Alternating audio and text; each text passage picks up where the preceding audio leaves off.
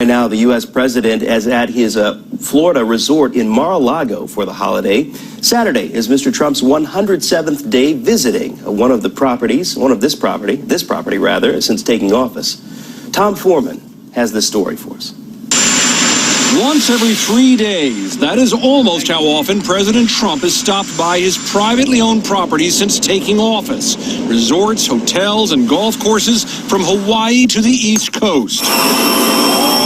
This holiday weekend, the getaway spot is South Florida, where a cheering crowd greeted him on the way to his Mar-a-Lago club just hours after he signed the Republican tax bill. And I consider this very much a bill for the middle class and a bill for jobs. This is the 10th visit to the place he has dubbed the Winter White House, and a good bit of business has unfolded there. We have a great person right now, and Judge Gorsuch. A great person.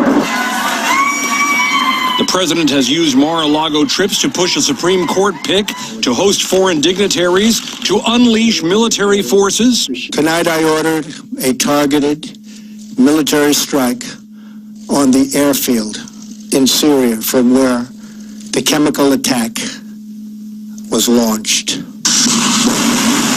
When North Korea launched an unexpected missile, he and the Japanese prime minister discussed it on a terrace as visitors snapped photos, making joint statements inside moments later. The United States of America stands behind Japan, its great ally, 100%. Democratic leader Nancy Pelosi's response: there is no excuse for letting an international crisis play out in front of a bunch of country club members like dinner theater. But the biggest question about the business of Mar-a-Lago concerns what Trump and his team knew in private about dealings with Russia when they gathered at the resort during Trump's transition to power. Investigators say during a few pivotal days, then Trump security advisor Michael Flynn was talking to a Russian ambassador even as outgoing President Obama was preparing to sanction Russia. This is what authorities say Flynn lied about to the FBI. Tom Foreman on the story, thank you. Still ahead, a high school football coach and his wife opened their hearts and their home to a struggling student. Their remarkable story and the obstacles they've overcome.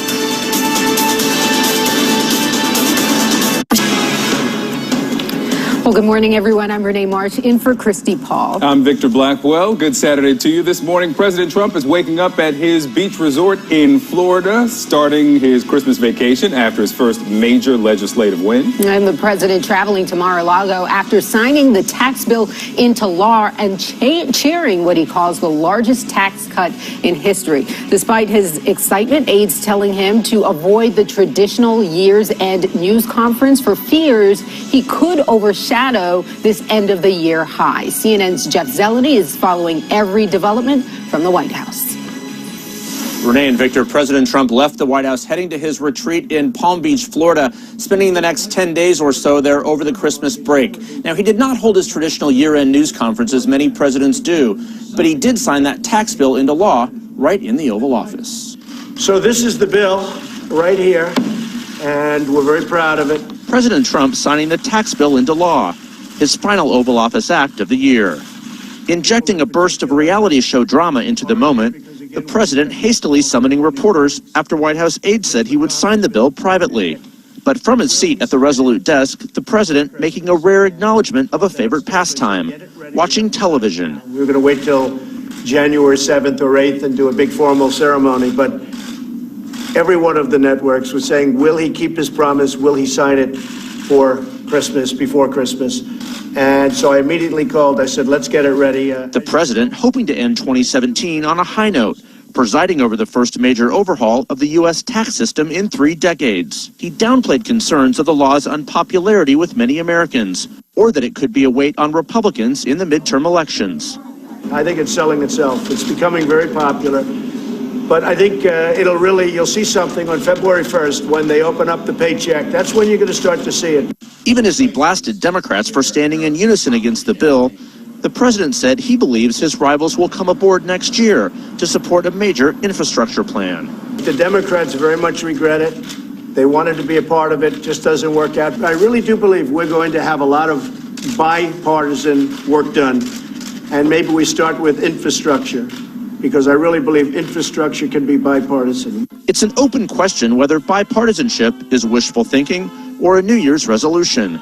As he reflected on his first year in office, the president complained about not getting credit for his accomplishments. Harry Truman had more legislative approvals than any other president, and a record long held. And we beat him on legislative approvals, for which I get no credit. We asked the president if things would have gone smoother if he had started with infrastructure rather than trying to repeal Obamacare. I could have started with infrastructure. I actually wanted to save the easy one for the one down the road. So we'll be having that done pretty quickly. When asked whether he had any regrets from the start of his presidency, Mr. Trump shook his head no. Yet Politico first reported a memo from the president's hand-picked RNC chairwoman, Ronna McDaniel, suggesting the GOP is in danger of losing support among women voters critical in the midterm elections. As Republicans brace to defend seats in the House and Senate, the role of the president's former chief strategist, Steve Bannon, remains a critical question. At a year-end news conference on Capitol Hill, Senate Majority Leader Mitch McConnell made clear he blames Bannon for losing a Republican Senate seat in Alabama. Well, let me just say this. The political genius on display, throwing away a seat in the reddest state in America, is hard to ignore. At the White House, there was no traditional year-end news conference like most presidents have done. All I want for Christmas is to take your questions. With the holiday season upon us, I'm delighted to see Americans giving each other the best Christmas present possible, a strong economy. In fact, President Trump has not held a formal solo news conference since February. He was initially planning one to tout his accomplishments, CNN has learned, but some advisors argued against it to avoid being besieged with questions about the Russia investigation. Thank you. That tension was clear in the Oval Office as aides tried again and again to escort reporters out, even as the president seemed eager to talk. A few hours later, Mr. Trump arriving in Sunsplash, Florida with a bounce in his step, greeting supporters as he started a 10-day Christmas break. Merry Christmas. Even though President Obama and other presidents have long celebrated Christmas, Mr. Trump has taken credit for shining a new spotlight on the holiday, with one of his super PACs launching this ad. Thank you, President Trump, for letting us say Merry Christmas again. Now, of course, that Merry Christmas line has long been a central line of President Trump's campaign rallies. He has said that he would bring back Christmas. Of course, it's always been appropriate and fine to say Merry Christmas, but the president has used that, and his supporters, of course, seem to like it. At least for the next 10 days or so, the president in sunny Florida. A Merry Christmas from here to both of you. Renee and Victor. Thanks so much, Jeff. And here now, Errol Lewis, CNN political commentator and political anchor at Spectrum News, and Julian Zelizer, CNN political analyst and historian and professor at Princeton University. Good morning to you both. You know, the president, as you just heard in Jeff's piece, he didn't hold that end of the year press conference. He hasn't done a press conference actually since February. I want to go to the journalist on the panel here. Errol, your thoughts on all of this? You wanted to avoid all Russia questions. Well, I think it would be difficult to manage the president's press strategy when he's gone through so many communications directors and press secretaries. It's very hard to figure out how and when you're going to put this man in front of the cameras. And I think that's why they haven't had any formal press conferences. There is also a backlog, just as you suggest, Renee, a backlog of bad news that is building up. And at some point, they're going to have a really concerted strategy on how to deal with what they say as a White House about the Russia probes, both by Congress and by the special investigator. He's got top aides who have been arrested, who have pleaded guilty. There's a lot of bad news that they're going to have to manage. And so I would look elsewhere than the end-of-year press conference, if there was going to be one, as a place for him to try and explain all of that. All right. And, you know, he's there at Mar-a-Lago. You know, some of his most controversial tweets have actually happened when he's not in the White House. You know, he's got a lot of time, perhaps, to watch a lot of television. So, Julian, I mean, just because he didn't do that press conference doesn't mean we may not hear from the president during his time off. Right. You have this image of some of his top staff, like John Kelly, trying to contain him, trying to hold him back from saying anything, from tweeting anything. But now that he's alone, or now that he's a little more isolated on vacation, this has been the kind of moment where the tweets start. And I think Errol's right. The staff is looking at the numbers for the midterms. They're following the investigation. And what they don't want is for President Trump to overwhelm his own victory on the tax bill. All right, well, let's stick with the Russia investigation. We know that the House Intelligence Committee members traveled to New York to interview longtime President Trump's assistant, Ronna Graff. She's essentially been the president's gatekeeper. How significant was this interview with the president's longtime assistant, Errol? Oh, well, you know, it's interesting. It's hard to be sure. Of course, this is a person who is relevant because although we talk about her as a top assistant, she actually had a pretty important title and a pretty important role. I think what this gets to, though, is the interaction between the special investigator and the congressional committees.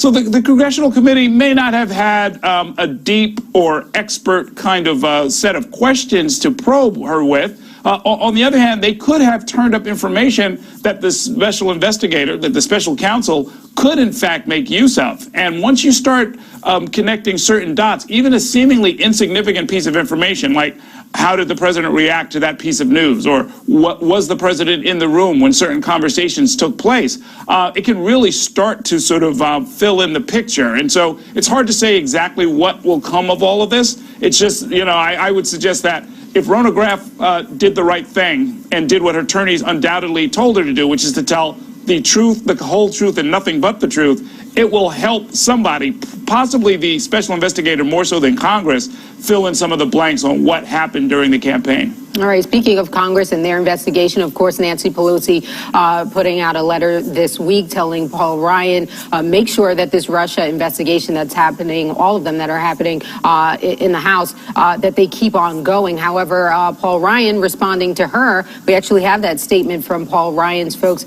He essentially says to suit her political agenda, Leader Pelosi would like to see this investigation go on forever. That is obvious. And he goes on to pretty much say whether it concludes next month, next year, or in 3 years, she will say it is too soon.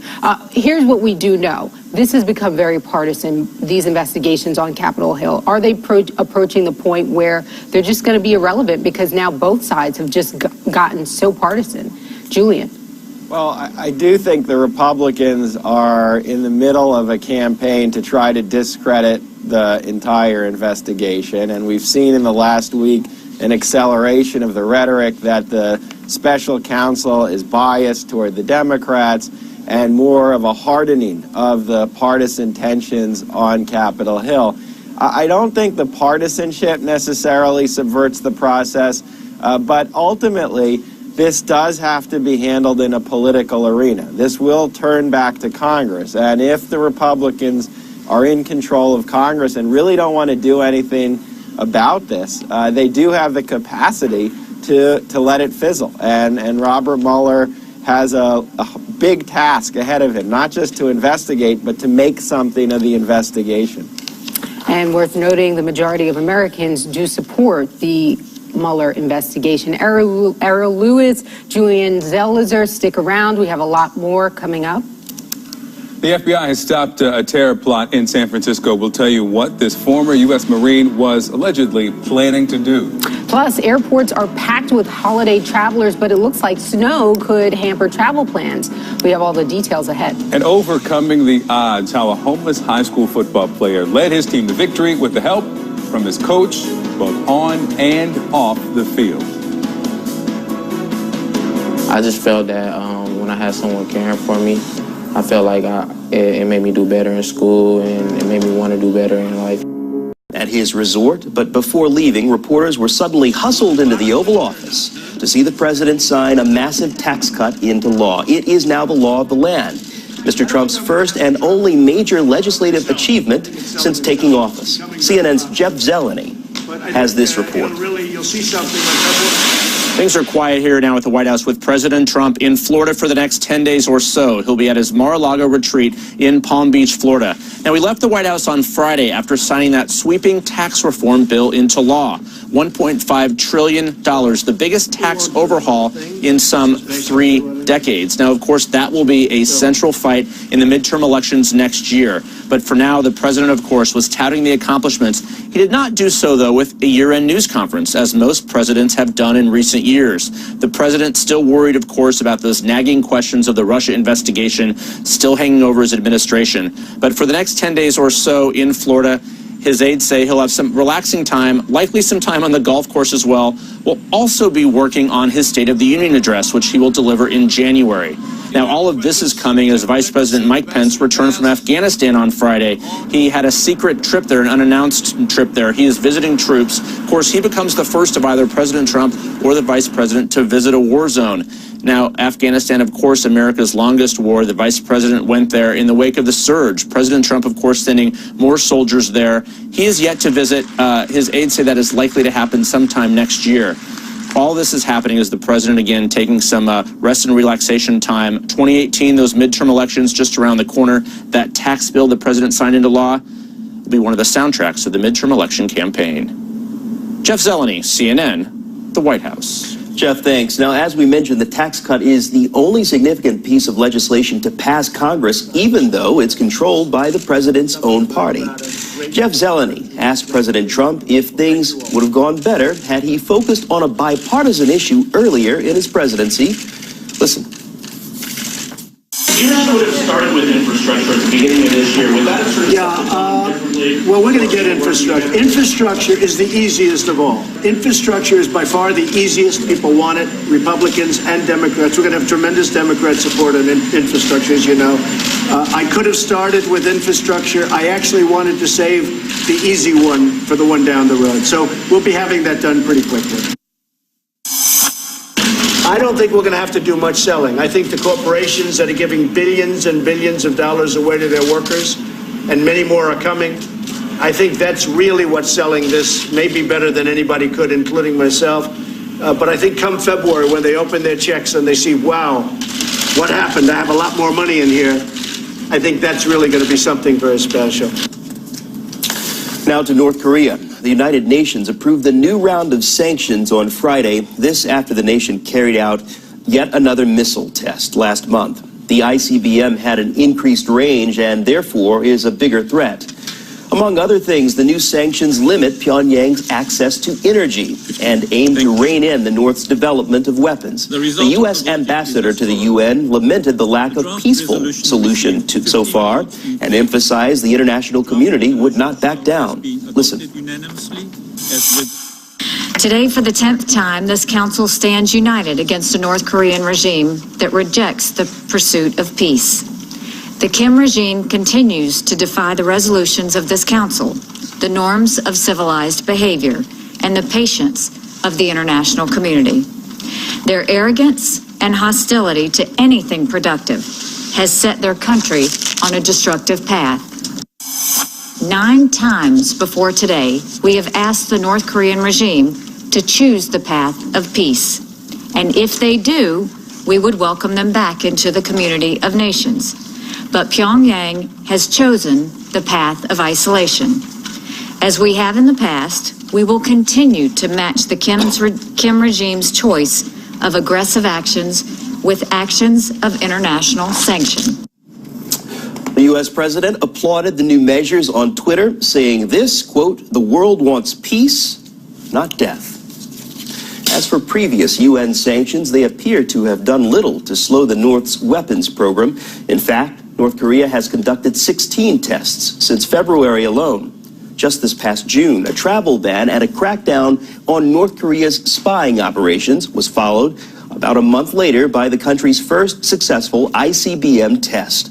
Then in August, the UN targeted the North Korean economy, costing it about a third of its exports. Then, like clockwork, North Korea claimed to have tested a hydrogen bomb roughly 1 month later.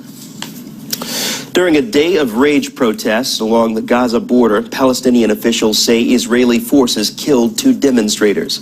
The Israeli military says about 2,000 Palestinians tossed rocks and burned objects toward Israeli soldiers on Friday. It's the latest violence after the U.S. recognized Jerusalem as Israel's capital. Palestinian leaders have condemned that decision. They say it's a violation of their rights. In the meantime, the Prime Minister of Israel is celebrating the U.S. commitment to move its embassy to Jerusalem. That despite UN condemnation. But Mr. Netanyahu says no UN resolution can change Jerusalem's history. Listen. I think what it does is finally recognize a historical truth. Jerusalem has been the capital of Israel for 3,000 years from the time of King David. It's been the capital of the state of Israel for 70 years. And it's about time that the United States said, and I'm glad it said it, you know, this is the capital, we recognize it. And I think that's going to be followed by other countries. We're now talking to several countries who are seriously considering now saying exactly the same thing as the United States and moving their embassies to Jerusalem. That exclusive interview with Prime Minister Netanyahu from our Oren Lieberman. We'll have more of that later. In the meantime, the Palestinian Authority President Mahmoud Abbas says the decision means the U.S. no longer has a credible place in peace negotiations. Listen. The United States is no longer an honest broker in the peace process, and we will not accept any plan from them because of its bias and violation of international law. Let's talk more about this with our guest, Stephen Erlinger. Stephen is the chief diplomatic correspondent for the New York Times, joining us live from Brussels via Skype this hour. It's always a pleasure to have you here on the show, Stephen. Thanks, George. Let's talk about this issue of Jerusalem. It's always been seen as a final status issue for previous administrations, with the hopes of pushing the peace process forward between Israel and the Palestinians. But now the president has made this decision. The question, has the U.S. essentially given away an important piece of negotiations? And what does the president stand to gain from this? Well, it's a very complicated question. I was based in Israel myself for nearly 5 years, so I know the intricacies. Jerusalem is a place both sides claim. It's not an ecumenical place. Everybody believes their God gave it to them. So dividing it's very difficult. Now, Trump did something symbolic. Symbols actually matter. It doesn't yet have much substance, but it has upset the Palestinians, it's upset European allies, it's upset a fair amount of the Arab world, because symbols matter. Now, it is true, as Mr. Netanyahu says, that Jerusalem has been the spiritual capital of Israel for many thousands of years, and certainly of the state, though unofficially. Now, will the embassy move? I don't know. We'll have to see. The point is, it has upset already moribund peace process. I mean, that's the big question. What is Jared Kushner and President Trump doing toward the peace process?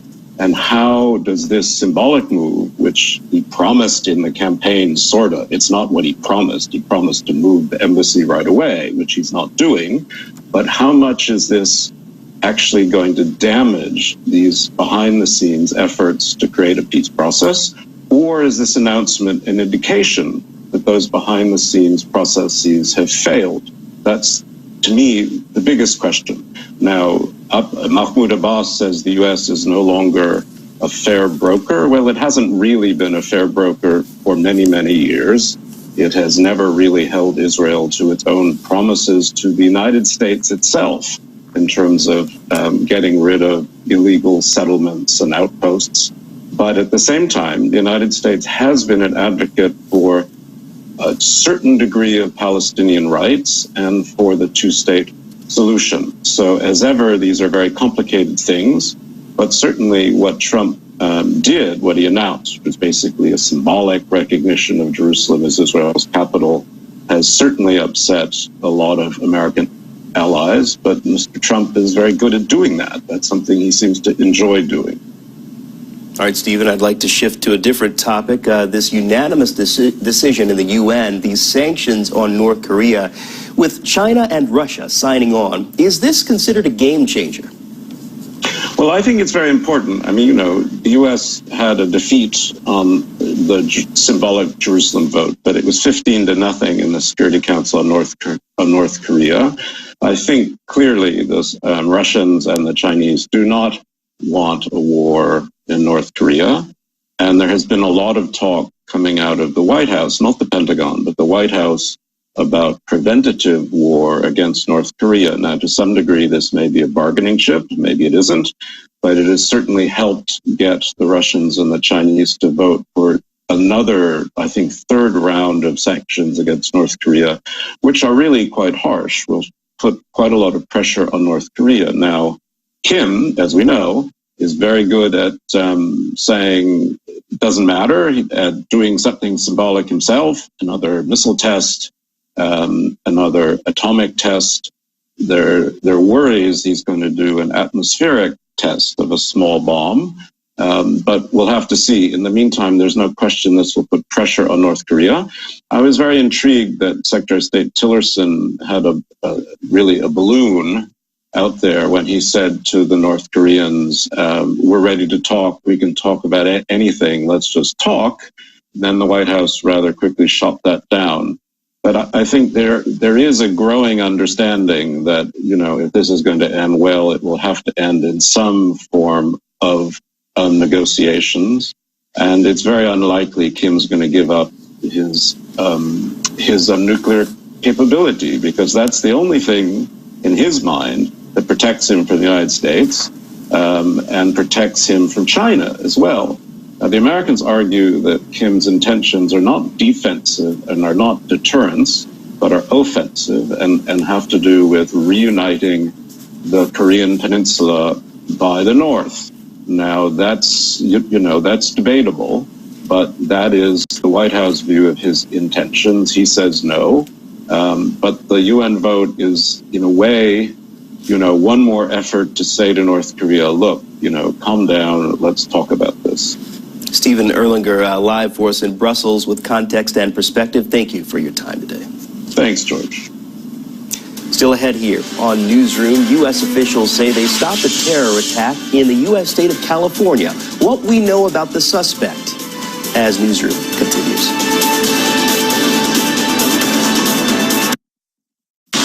There's a new development to tell you about around the U.S. president's travel ban. On Friday, an appeals court ruled the last version of the order, which restricted the travel of nationals from 6 Muslim-majority countries, that it violates federal law. Still, that ban remains in effect for now. The judges issued an order saying the ban would remain enforced while challenges go through the legal system. The U.S. Supreme Court is expected to issue a final ruling on it. The U.S. Justice Department is taking aim at an Obama-era investigation of Hezbollah. On Friday, the Attorney General, Jeff Sessions, ordered a review of Project Cassandra. That's a campaign that targeted Hezbollah and its alleged drug smuggling. A recent Politico report indicated the Obama White House hindered the investigation. The report said officials didn't want to threaten the Iran nuclear deal. In Melbourne, Australia, a man accused of plowing his SUV into a crowd of pedestrians Thursday has been charged with 18 counts of attempted murder. The 32-year-old suspect is also facing 1 count of endangering life. Police say that he has a history of mental illness and of drug use. Police say the suspect deliberately drove into a busy street and injured 18 people. Several people remain in critical condition. Here in the United States, authorities say they stopped a terror plot in the state of California. Officials say that a former U.S. Marine planned an attack in San Francisco and expressed support for ISIS. He allegedly said that Christmas was the perfect day to carry out this attack. CNN's Jessica Schneider has more. The FBI has thwarted a plot that targeted San Francisco around the holidays. Authorities say Everett Aaron Jameson was plotting to stage an attack on Pier 39 in San Francisco sometime over this Christmas holiday. And the FBI agents who were tracking him online saying he was modeling his planned attack on those over the past few years, including San Bernardino and most recently in New York City. In fact, Jameson voiced his support for that truck attack in New York City on October 31st. That was when 8 people were killed on a bike path. And then the complaint says Jameson recently became a tow truck driver in his hometown of Modesto, California, leading to concerns that he could attempt that exact same type of attack that we saw in New York City. Now, the criminal complaint also details the letter that authorities found inside his home under a search warrant this week. The letter said things like, you all brought this upon yourselves, and you've allowed Donald J. Trump to give away Al-Quds to the Jews. That's a reference to Jerusalem. Also, he said, we have penetrated and infiltrated your disgusting country. Now, top officials here in the U.S. have been warning as recently as last month about this danger of a possible uptick in ISIS-inspired attacks right here in the U.S., especially with the collapse of the Islamic State's caliphate. The FBI did a search of Jamison's home in Modesto, California. That's just 90 miles from San Francisco.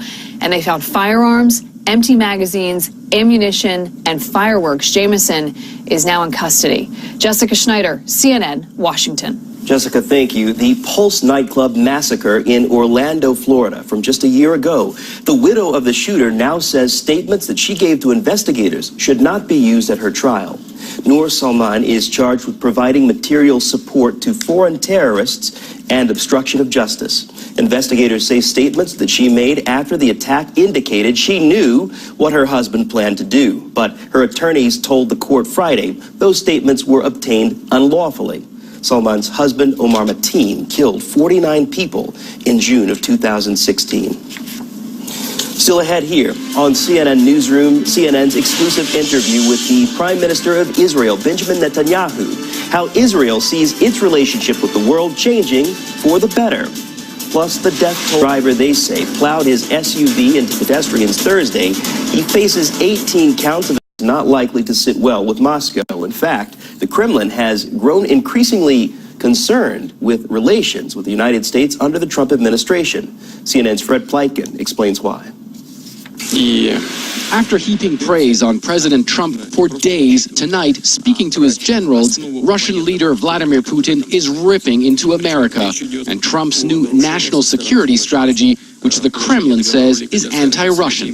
Diplomatically speaking, if I can put it in 2 words, it is of an attacking nature. And if we use military terms, it's no doubt aggressive.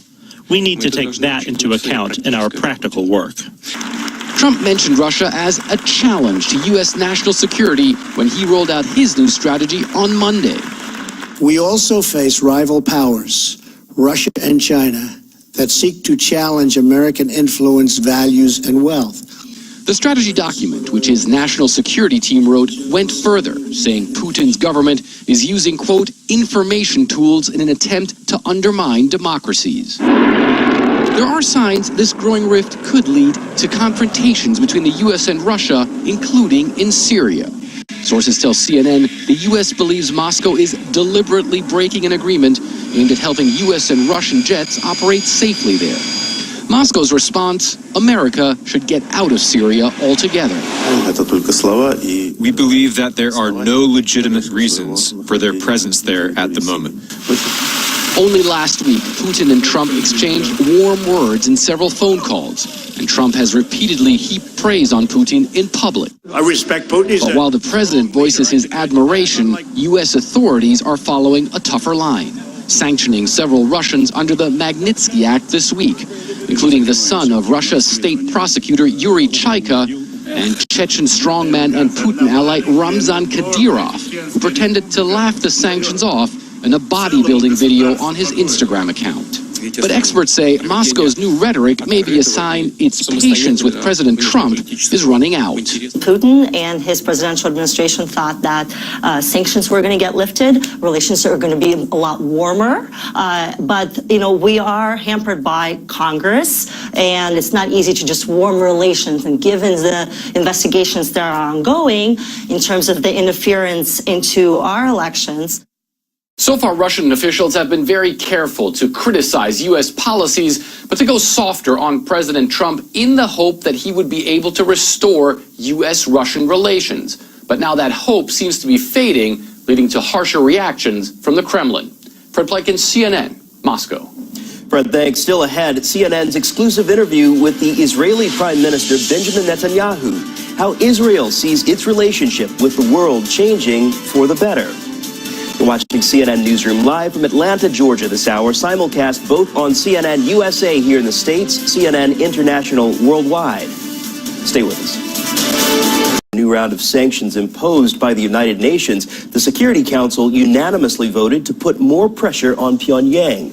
This in response to North Korea's provocative missile test in November. The sanctions are aimed at preventing further weapon development and applying economic pressure by limiting energy access, limiting smuggling, and the use of North Korean workers overseas. The U.S. President Donald Trump struck an aspirational note on Twitter saying this: "The world wants peace, not death." The U.S. ambassador to the UN, Nikki Haley, expressed her disappointment with the lack of peaceful resolution so far. 9 times before today, we have asked the North Korean regime to choose the path of peace. And if they do, we would welcome them back into the community of nations. But Pyongyang has chosen the path of isolation. And the Russian envoy said de-escalation in this case and in Pyongyang's provocations was vitally important. The launch from Korean territory without warning of ballistic missiles poses tremendous risks to maritime and air transit in the region and poses grave risks to the lives of ordinary citizens. Such activity must immediately be put to an end. So tough new sanctions imposed by the United Nations. The impact largely depends on 2 countries. CNN's chief U.S. security correspondent Jim Sciutto explains why. Crucially, that includes Russia and China, who have been resistant recently, in fact saying that the U.S. arguably making as much trouble perhaps as the North Koreans in this relationship. But Russia and China, they have actual business with North Korea. So these sanctions, and crucially again, if followed through on, if implemented, have the potential to have real economic impact on North Korea. And that's really the primary leverage that the world, the international community has on North Korea right now. Keep in mind, China has real business there. China supplies them with the fuel oil that they need, and these sanctions promise to cut those by 80%, again, if China follows through. It also calls on these countries to withdraw North Korean workers that they have working inside their countries, and that applies to both China and Russia. So again, economic impact on North Korea if these countries follow through as said. So potential, but again, if that unanimous vote is followed through with action, then it could have real impact. Jim Sciutto reporting there. Now, as for previous UN sanctions, they appear to have done little to slow North Korea's weapons program. In fact, the North has conducted 16 tests since February alone. Just this past June, a travel ban and a crackdown on North Korea's spying operations was followed about a month later by the country's first successful ICBM test. Then in August, the UN targeted the North Korean economy, costing it about a third of its exports. Like clockwork, North Korea claimed to have tested a hydrogen bomb roughly 1 month later. The U.S. President Donald Trump has left Washington to spend time in Florida at his resort there, but before leaving, reporters were suddenly hustled into the Oval Office as the president signed a massive tax cut into law. CNN's Jeff Zeleny has that report for us. So this is the bill right here, and we're very proud of it. President Trump signing the tax bill into law today, his final Oval Office act of the year. Injecting a burst of reality show drama into the moment, the president hastily summoning reporters after White House aides said he would sign the bill privately. But from his seat at the Resolute desk, the president making a rare acknowledgement of a favorite pastime, watching television. We're going to wait till January 7th or 8th and do a big formal ceremony, but every one of the networks was saying, will he keep his promise? Will he sign it for Christmas, before Christmas? And so I immediately called. I said, let's get it ready. The president hoping to end 2017 on a high note, presiding over the first major overhaul of the U.S. tax system in 3 decades. He downplayed concerns of the law's unpopularity with many Americans, or that it could be a weight on Republicans in the midterm elections. I think it's selling itself. It's becoming very popular. But I think you'll see something on February 1st when they open up the paycheck. That's when you're going to start to see it. Even as he blasted Democrats for standing in unison against the bill, the president said he believes his rivals will come aboard next year to support a major infrastructure plan. The Democrats very much regret it. They wanted to be a part of it, just doesn't work out. I really do believe we're going to have a lot of bipartisan work done. And maybe we start with infrastructure, because I really believe infrastructure can be bipartisan. It's an open question whether bipartisanship is wishful thinking or a New Year's resolution. As he reflected on his first year in office, the president complained about not getting credit for his accomplishments. Harry Truman had more legislative approvals than any other president, and a record long held. And we beat him on legislative approvals, for which I get no credit. We asked the president if things would have gone smoother if he had started with infrastructure rather than trying to repeal Obamacare. I could have started with infrastructure. I actually wanted to save the easy one for the one down the road. So we'll be having that done pretty quickly. When asked whether he had any regrets from the start of his presidency, Mr. Trump shook his head no. Yet Politico reported a memo from the president's hand-picked RNC chairwoman, Ronna McDaniel, suggests the GOP is in danger of losing its majority in Congress next year. As Republicans brace to defend seats in the House and Senate, the role of the president's former chief strategist, Steve Bannon, remains a critical question. At a year-end news conference on Capitol Hill today, Senate Majority Leader Mitch McConnell made clear he blames Bannon for losing a Republican seat in Alabama. Well, let me just say this. The political genius on display, throwing away a seat in the reddest state in America, is hard to ignore. At the White House, there was no traditional year-end news conference like most presidents have done. All I want for Christmas is to take your questions. With the holiday season upon us, I'm delighted to see Americans giving each other the best Christmas present possible, a strong economy. In fact, President Trump has not held a formal solo news conference since February. He was initially planning one to tout his accomplishments, CNN has learned, but some advisors argued against it to avoid being besieged with questions about the Russia investigation. Thank you, David. That tension was clear in the Oval Office today, as aides tried again and again to escort reporters out, even as the president seemed eager to talk. A few hours later, Mr. Trump arriving in Sunsplash, Florida with a bounce in his step, greeting supporters as he started a 10-day Christmas break.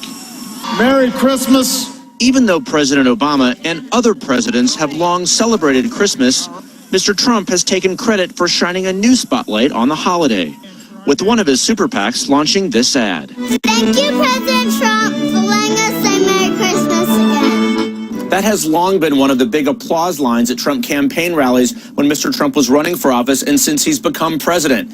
He promises to bring back Christmas again. Of course, it's always been proper to say Merry Christmas, but his supporters have seized on that.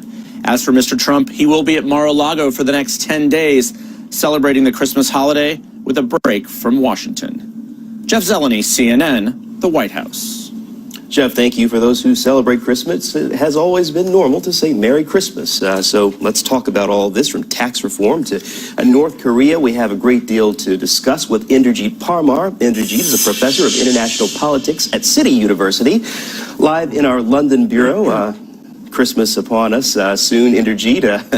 Merry Christmas to you, if that is the case. Let's start with this situation of tax reform, this new tax law, a major accomplishment for the president, for sure. It was a campaign promise delivered his first year in office. Put this into context, though, for us, given the many other controversies surrounding this president. Does this reset the table? I don't think so. I think it's a continuation of basically the breaking of numerous promises. He did promise tax reform, but he also said to the people during the election campaign that, especially blue-collar workers and middle-class workers, that he was going to increase taxes on the rich and he was going to decrease taxes for them. But actually, this is probably a major act of kind of class warfare, because in the end, he's effectively transferring massive amount of wealth and income towards the very richest in the society. And this process really began probably about 2010, 2012, and really ramped up. And I think he's just continuing that. So it's not a reset at all. It's a continuation of really kind of what you could say is a sort of corporate takeover of American politics and government. And I think next year, his supporters are going to probably see messages coming to them suggesting that Medicare and Medicaid and Social Security is going to be cut because the deficit is going to increase quite a lot as a result of this tax cut. Well, let's talk about that. Let's talk about that moving forward into 2018, looking ahead at the midterm elections. What are the overall optics here? Does this translate as a campaign promise delivered to working Americans, or does it translate as a big gift for the rich and for corporations? Why doesn't he show his birth certificate? Genimo, CNN. God bless Trumpy Bear. New York. Good morning, everyone. I'm Renee Marsh, in for Christy Paul. I'm Victor Blackwell. Good Saturday to you. Well, this morning, President Trump starts his Christmas vacation, and he's celebrating his first major legislative win. Yeah, the president headed out to his Florida resort after he signed the tax bill into law, cheered what he called the largest tax cuts in history. They aren't the fifth largest since the late 60s. But despite his excitement, aides told the president to avoid the traditional presidential year-end news conference out of fears that there would be a lot of questions about Russia that could overshadow the high of the tax bill. And of course, those concerns come as investigators interview the president's longtime personal assistant as part of the Russia probe. And Democrats warn Republican leaders against shutting down the investigation. We'll have more on that in just a moment, but let's start first with CNN's Dan Merica. He's near the president's resort there in Florida. Dan, good morning to you. No doubt that the tax bill, big win for the president as he wraps up 2017. It really is a huge win, and the president is not somebody who likes muted celebrations. He's kind of a larger-than-life figure even before he was president. So it was surprising when he signed this bill in the Oval Office with a few reporters and aides there. Talked to reporters for about 20 minutes, it seemed, but didn't really, do that traditional full press conference. And as you said correctly, he wanted to do a press conference. He wanted to tout this as a win, but aides said, no, this is probably not a good idea. You're going to get a lot of questions about Russia and other issues, and they prevailed. And he did not do that end-of-the-year press conference that so many presidents before him have done. The president then flew down here to Florida, where he is spending the holiday at Mar-a-Lago, his private club in Palm Beach. It is an area he's very comfortable with. He's surrounded by people who know him very well, but as that year turns to 2018, the focus is going to turn on really selling this tax bill. Yesterday, the president was asked about that, and he actually said the tax bill will sell itself. Take a listen to what he said. I don't think I'm going to have to travel too much to sell it. I think it's selling itself. It's becoming very popular. But I think you'll see something on February 1st when they open up the paycheck. Yeah, Republicans are hopeful that, paychecks and possibly more jobs will sell this tax bill. But what we have seen in polls is that it's an unpopular bill, even though it passed. 45% of Americans disapproved of it last month. That number is now up to 55% this month, according to a CNN poll. So as much as Republicans and the president think the bill will sell itself, they will have to do some legwork to sell this bill, and that matters in 2018 because it's a midterm year. And if Republicans want to keep their majorities in the House, taxes will be a big part of that. The president also intends to push infrastructure next year. He said it would be the easy one, an easy issue that he could have done. It's not really clear that Democrats will be eager to work with the president, so it remains to be seen whether infrastructure will be really a main focus. All right, Dan Merica for us there in West Palm Beach. I got a little audio issue there. Hopefully we'll figure that out. Dan, thank you so much.